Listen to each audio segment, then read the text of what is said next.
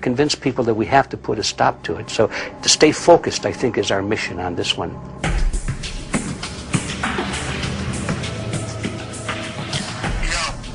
Jeremy, we had an idea. We know that you know the political system real well. Our idea was this. We have a ton of data and information that we've collected throughout our travels, and we really think a good way to end the film would be addressing this to elected officials, some of the senators. So we were wondering this, if you might be able to come and kind of help us out and perhaps show us the way in how to get this done politically. But it sounds like a really good idea, and I'm also going to get to in terms of researching who it is that we should really focus on talking to about this. At the very least, if we could make it impossible for them to claim that they don't know at this point, we can strip away their plausible deniability that they haven't heard of the data that points to geoengineering stratospheric aerosol operation already going on. At the very least, it should be very interesting to go to District of Criminality and put some people on alert. Yeah, you have a lot of enemies in Washington. That's where all the power comes together and the money, So there are people there, I'm sure, that just don't want us to do this job. But I'm glad you're going, and you'll find out.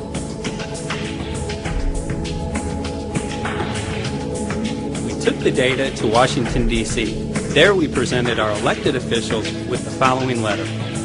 According to the 5th article of the Bill of Rights, amending the Constitution for the United States of America, no person shall be deprived of life, liberty, or property without due process of law. But the daily spraying is depriving all persons living within the United States of life, health, liberty, and integrity of our common and private property without due process of law. As a representative of the people of the United States of America, we insist that you do everything in your power to protect us and immediately put a stop to geoengineering spraying at once. There exists no justification, legal or otherwise, to poison the planet and its inhabitants. Now suppose that space aliens arrived on, maybe they're going to land at the UN headquarters down the road here, or maybe they'll pick a smarter spot. But suppose they arrive and they give you a box. Suppose they arrive and they give you a box, and the box has 2 knobs. One knob is the knob for controlling global temperature, maybe another knob is a knob for controlling CO2 concentrations. You might imagine that we would fight wars over that box, because we have no way to agree about where to set the knobs. We have no global governance, and different people will have different places they want it set. Solar engineering is like chemotherapy. No one wants it. But we all want the ability to do chemo and to understand its risks should we find ourselves with dangerous cancer. How long does it last up there? The lifetimes are years. What, years? A couple years. And then it precipitates out, or? Yeah, that's correct. No toxic side effects that we know of? The thing we always wonder about is the unknown unknown. Yeah. So if you're thinking about, say, the acidification, it's clear that's not a problem. There's several studies that showed that. Right. But of course the concern here is with so little research, there may be some unknown that comes out of that field that bites us. My name's Mike Murphy. I'm a filmmaker in from Los Angeles. We're covering an issue called geoengineering. Okay, thanks guys. Senator, quick question about the issue of the geoengineering. I'm afraid I don't know what you're talking about. And wondering if you were supportive of geoengineers' proposals of spraying 10 to 20 million tons of aluminum into the atmosphere. I should really get a briefing paper on it before you get an opinion. Oh, not a problem. Are you aware of the issue? Not completely. At all? Okay. Do you have a letter from constituents, and people have concerns? Yeah, We're making a documentary about the DECEIT. I don't know. You guys have credentials to be here? Yes, we do. We pass through security as well. Endowed by our Creator. I think so. Please don't touch me. Please don't touch me. Your property. You're lying. No, what did we lie? What did we lie about, sir? No, we're not. What are we lying about? Lying about what? It's a little unusual, huh? I haven't heard that.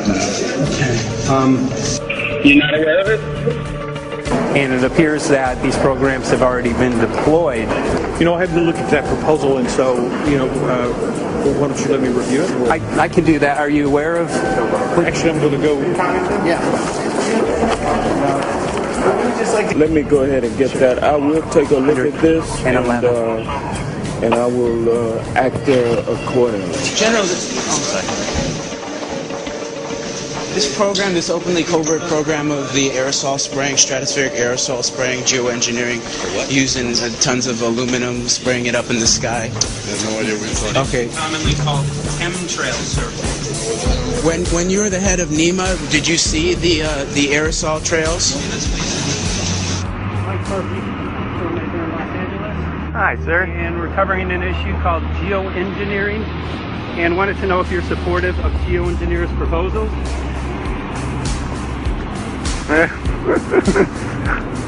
Congressman? Hey, Congressman. I'm wondering if you're supportive of geoengineers' proposals, which is dumping 10 to 20 million tons of aluminum into the atmosphere. Pardon? Okay. You make an appointment to my office. I'm not supportive. I haven't looked at it close, so I don't.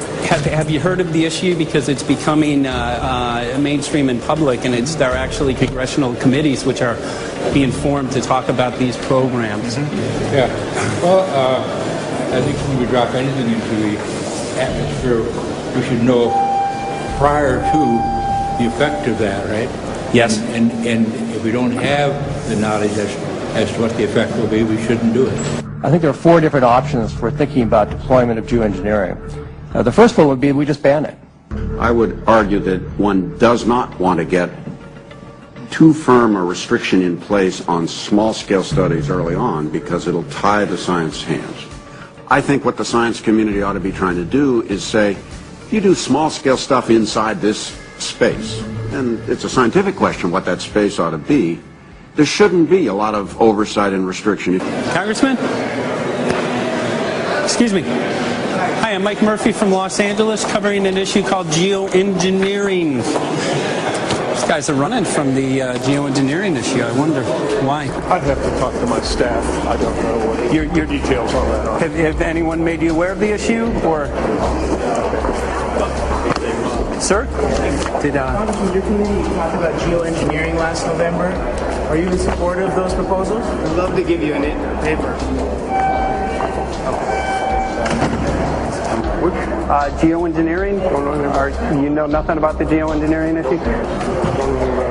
Never heard of it. They call it geoengineering, but... yeah, I never heard of it. It's nothing I've ever heard anything about.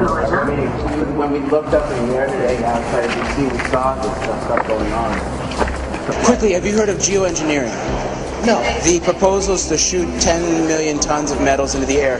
This committee, Science and Technology, covered it for the first time. No. No, I've never heard of it. So we were very concerned. Hi, how you doing? I'm fine. How are you? So what? We spoke with Congresswoman Watson's office, and her press secretary, Ms. White, was familiar with Representative Kucinich's Space Preservation Act, which mentioned chemtrails and the weaponization of the atmosphere and space, and then it was pressured to be taken off the bill. Did you see the aerosol spraying going on today over the Capitol? Congressman? Geoengineering carries with it a tremendous range of uncertainties, ethical and political concerns, and the potential for catastrophic environmental side effects.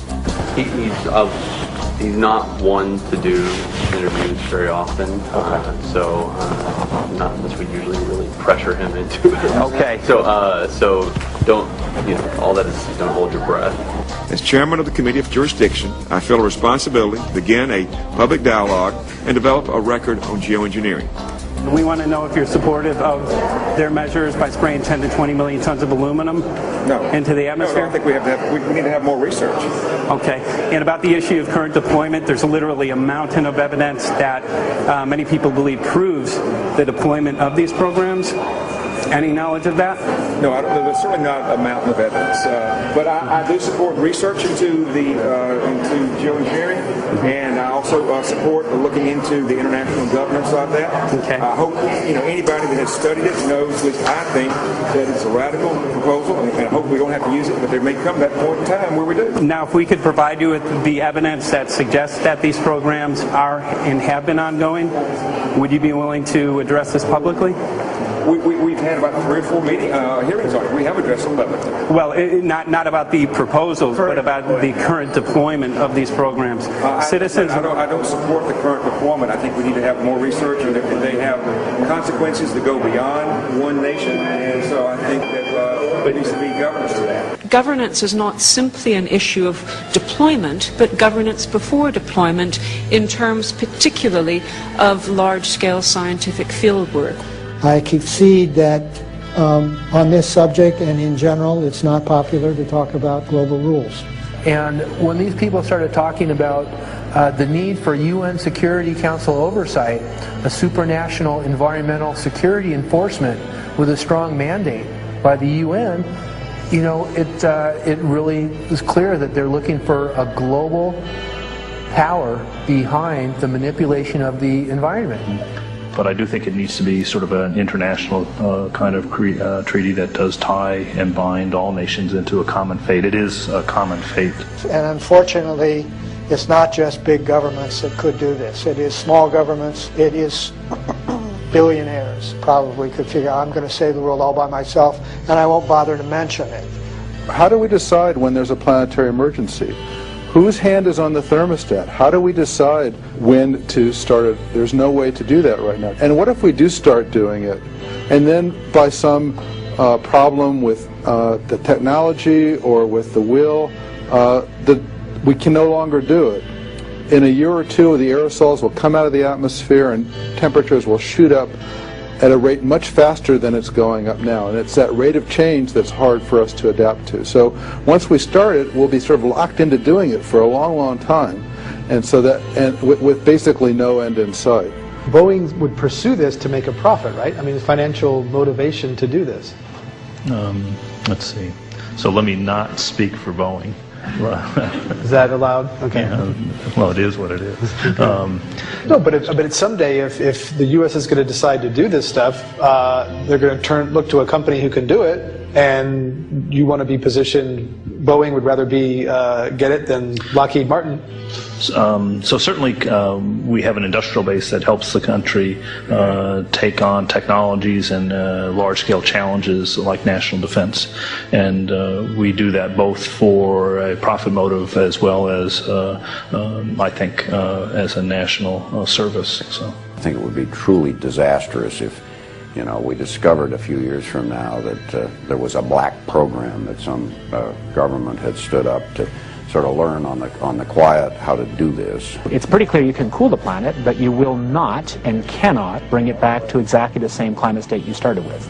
So you may or may not, and I expect we'll have a lot of back and forth about how useful it is to ameliorate the risks of climate change. I think there's a good evidence it probably is useful, but we don't know.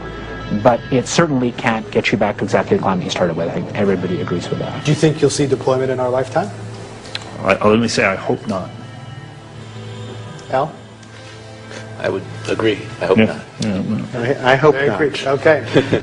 I see this as something like an evacuation plan. That you build big dikes. Maybe that's the emissions reduction to try to keep the flood from wiping you out. But that if that flood should come, that you'd like a plan for what to do in the event of that catastrophe. So I see these options more as a catastrophic response option and not as a way to reduce risk of everyday climate change. You would advocate mitigating consumption of beef as a means of accomplishing your objective? Yes. How would you suggest going about that? You can't. I mean, it's your job to decide what to tax and what not to tax. Obviously, if you wanted people to behave differently, you give them incentives and disincentives for behavior. But